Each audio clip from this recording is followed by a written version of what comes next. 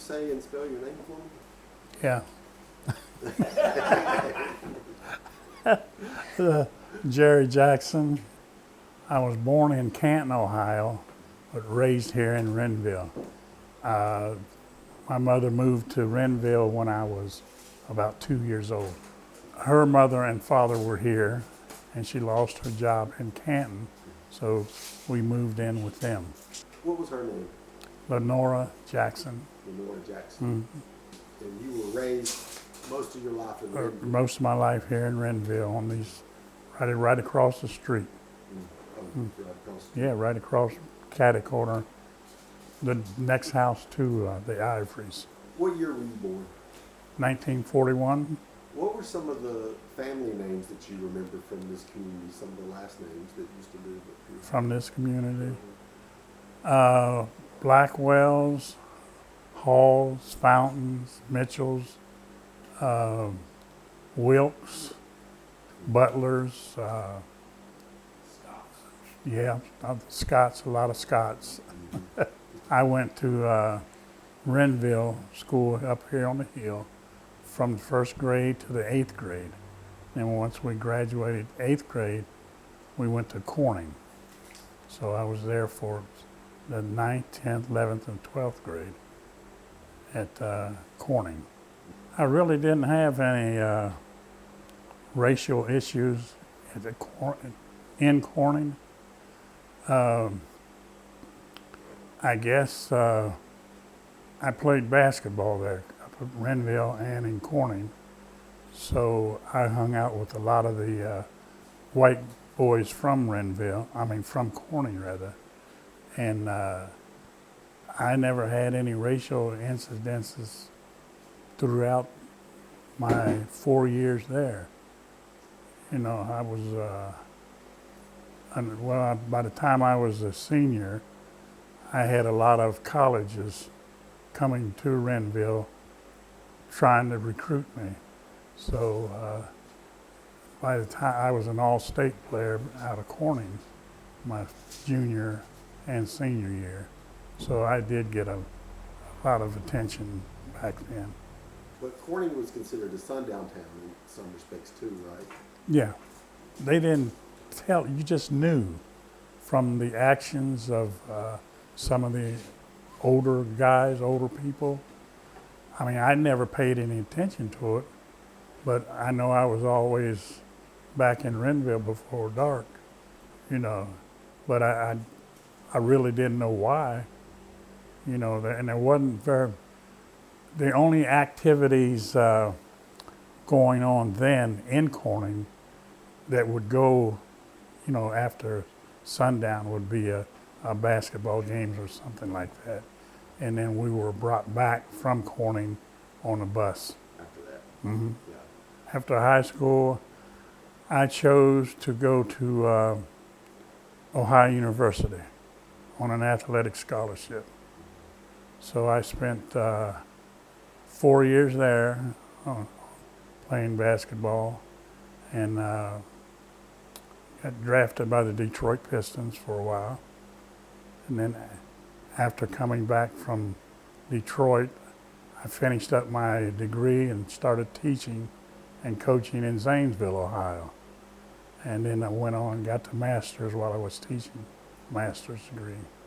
4 years in college, that's where I met this beautiful young lady, and I decided that I might give up a little bit of basketball, but not all of it.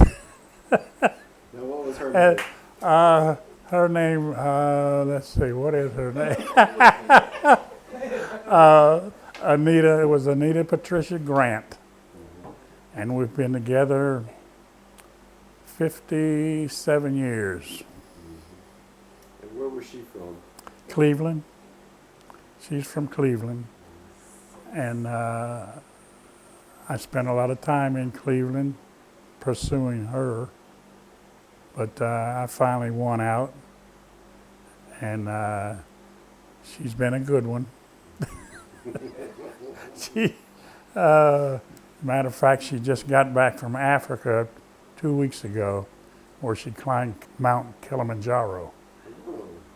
Yes, all the way to the top. Her and I think 7 other ladies made it to the top. Yeah. So you've yeah. lived a pretty remarkable life. Is there something that you, looking back, would credit being raised in Rendville? Is something that Rendville gave you tools along the way? Yeah, I would say so. The smallness of the village and being looked after by everyone in the village to make sure you stayed on the right track. I credit that, and especially my grandmother.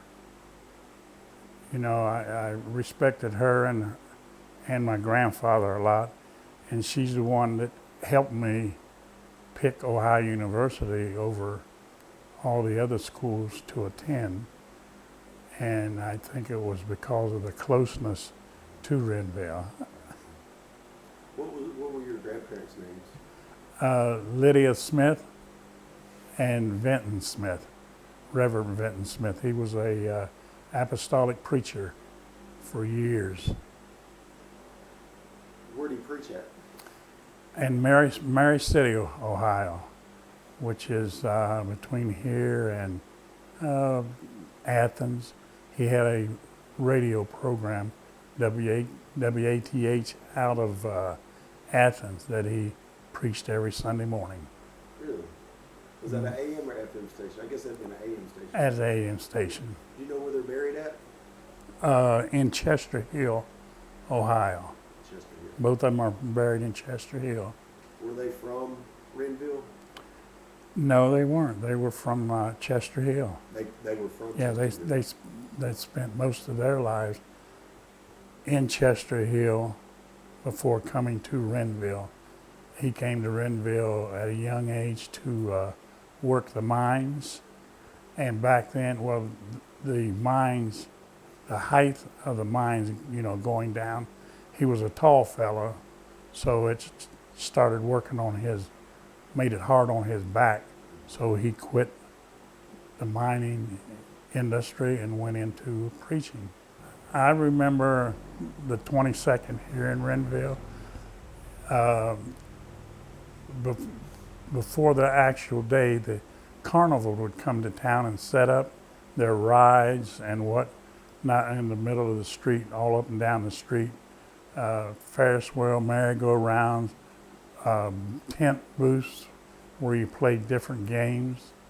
I remember the setting up of the stage out in the middle of the street there and bands coming in and playing. And there was I think there was some preaching on the stage also.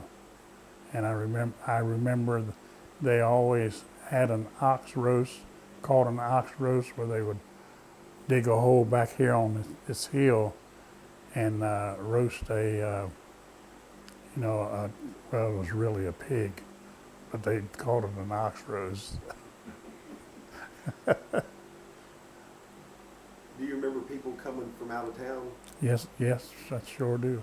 A lot of people came from out of town, mostly from Columbus, and a few from Zanesville, and then some others around the area.